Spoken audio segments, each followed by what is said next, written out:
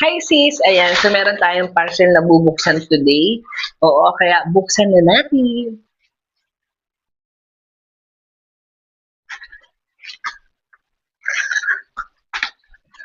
So itong parcel na to mga kasis, para to sa mga fur babies ko. Ayan, so ito na ang bigat niya. Dahil po dalawa po sila. Ayan.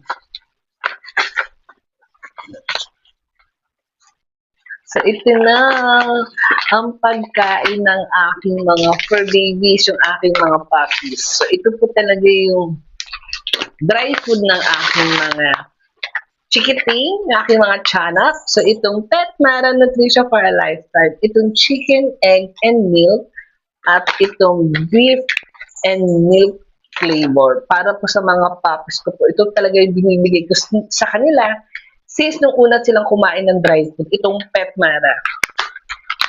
Ayun sis. Siyempre, thank you for watching.